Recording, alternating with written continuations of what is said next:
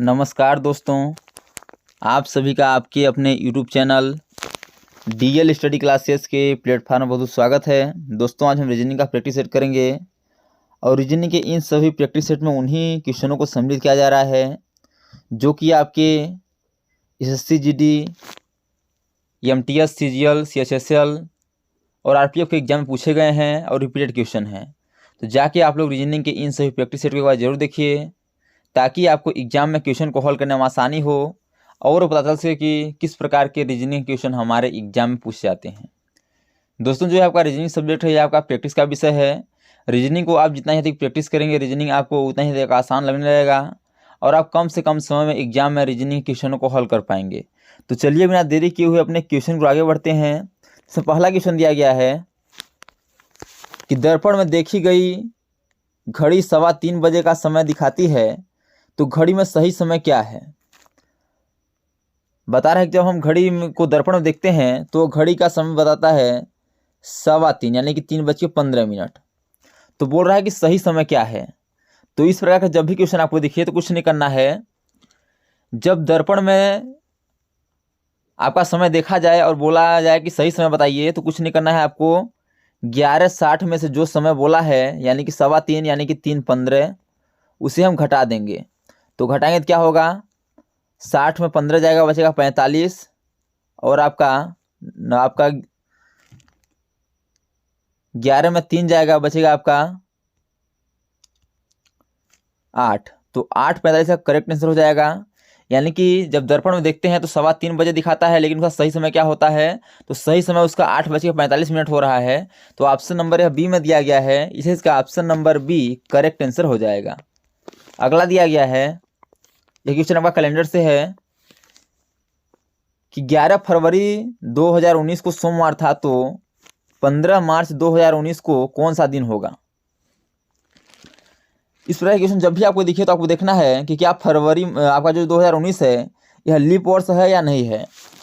तो देखिए 2019 से आपका 2019 है, यह 4 से डिवाइड हो रहा है कि नहीं हो रहा है। तो 4 पंचे 20, लेकिन आपका 19, 4 चौक 16, यह आपका लीप वर्ष नहीं है, यानी 4 से डिवाइड नहीं हो रहा है।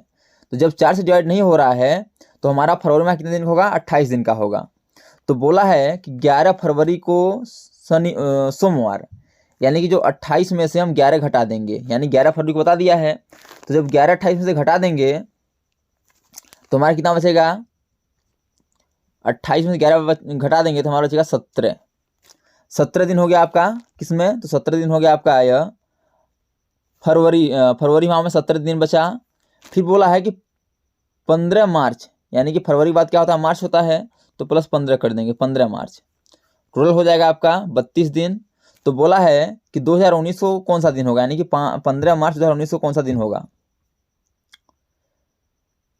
तो अभी देखिए जो आपका 32 आया है, इसे हम क्या करेंगे कि 4 से डिवाइड करेंगे, क्योंकि 7 से डिवाइड करेंगे, क्योंकि प्रत्येक 7 दिन बाद क्या होता है, हमारे दिन रिपीट होते हैं। तो 7 चौक 28, और शेषफल कितना बचा, तो 28, 32 में से 28 घटा दें कितना बचेगा, 4। तो शेषफल कितना बचा, 4। जो 4 शेषफल बचा हुआ है, जो आपका दिन दिया गया है उसमें हम जोड़ देंगे। तो सोमवार में एक दिन जोड़ेंगे, क्या होगा, मंगलवार, दूसरा दिन हो जाएगा बुधवार, तीसरा दिन हो जाएगा आपका गुरुवार और चौथा दिन हो जाएगा शुक्रवार। यानी कि यदि 11 फरवरी 2019 को सोमवार था तो 15 मार्च 2019 को कौन सा दिन होगा, तो 15 मार्च 2019 को आपका शुक्रवार होगा, जो कि ऑप्शन नंबर डी में दिया गया है। इसका option number D correct answer हो जाएगा। तो दोस्तों, मैं आशा नहीं पूरी विश्वास करता हूँ कि ये सभी क्वेश्चन आपको अच्छे समझ आ रहे होंगे। यदि क्वेश्चन में कहीं भी डाउट है तो आप लोग कमेंट बॉक्स में जरूर बताइए, ताकि अगले आने वाले वीडियो में उस डाउट को अच्छे से क्लियर कर सकें। और दोस्तों, यदि यह वीडियो आपको अच्छा लगे तो वीडियो को लाइक अपने दोस्तों में शेयर जरूर करिए, ताकि गवर्नमेंट एग्जाम की तैयारी करने वाले आपको दोस्तों को भी इस वीडियो का लाभ हो सके। तो चलिए अपने अगले क्वेश्चन पर आगे बढ़ते हैं। अगला क्वेश्चन दिया गया है, यह क्वेश्चन आपका श्रृंखला से है कि दी गई श्रृंखला में गलत संख्या ज्ञात कीजिए।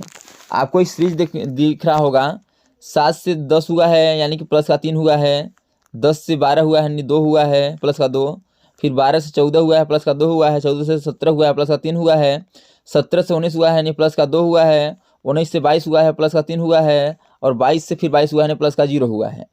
तो आपको इस प्रकार आपका कोई भी सीरीज नज़र नहीं आ रहा होगा, यानी कि कोई आपका क्रम नज़र नहीं आ रहा होगा।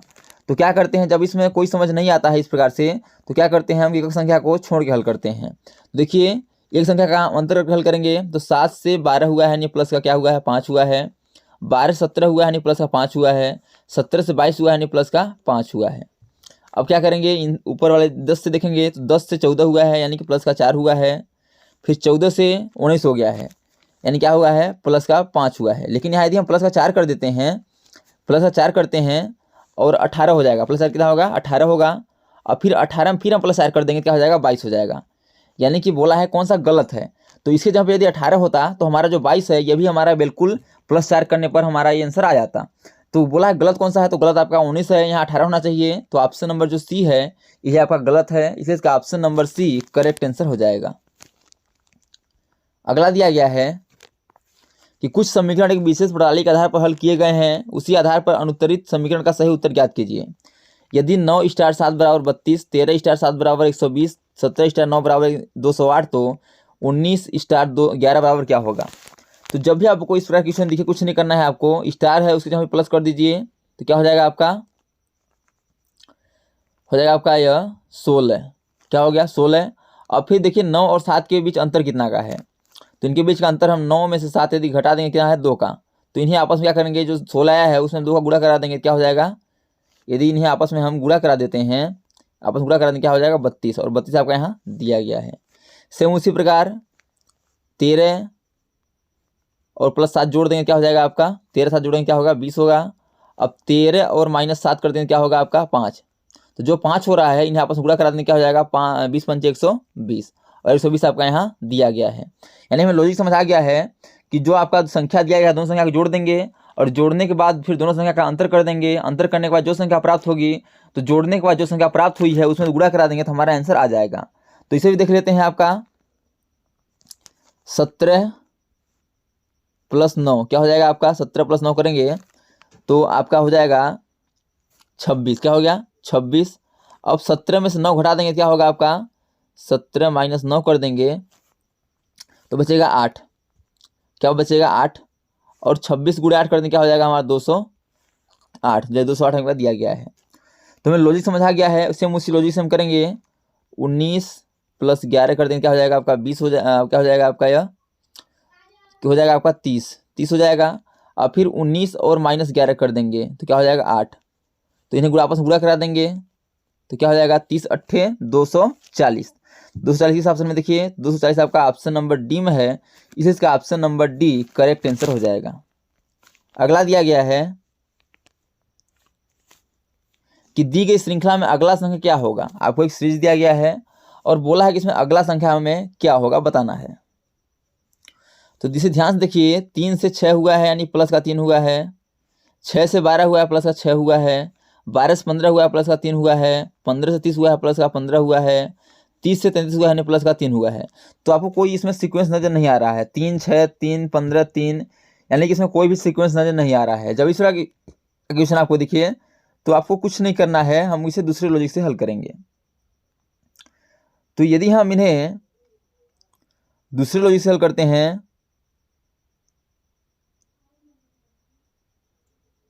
जब इन्हें दूसरे लॉजिक से हल करते हैं तो देखते हैं कि यदि हम 3 × 2 6, 6 × 2 12, और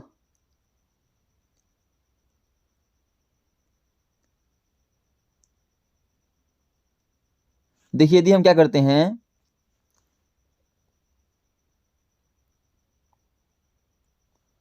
यदि 3 × 2 कर दें क्या हो जाएगा 6 हो जाएगा, 6 यहाँ आपका दिया गया है। और यदि हम 6 × 2 कर देते हैं तो 12 हो जाएगा, और 12 × 2 करें 24 होगा, लेकिन यहाँ 15 दिया गया है। तो इसमें हम दूसरा लॉजिक लगाएंगे। देखिए कौन सा लॉजिक लगाते हैं। यदि इस क्वेश्चन को आपका दिया गया है कि दी संख्या में अगला संख्या क्या होगा, तो आपका जो है कि 3 से 6 हुआ है, यानी क्या हुआ है प्लस का 3 हुआ है, तो क्या हो गया 6 हो गया। अब जो 6 हुआ है उसे 2 से गुणा कर देंगे, क्या हो जाएगा 12 हो जाएगा।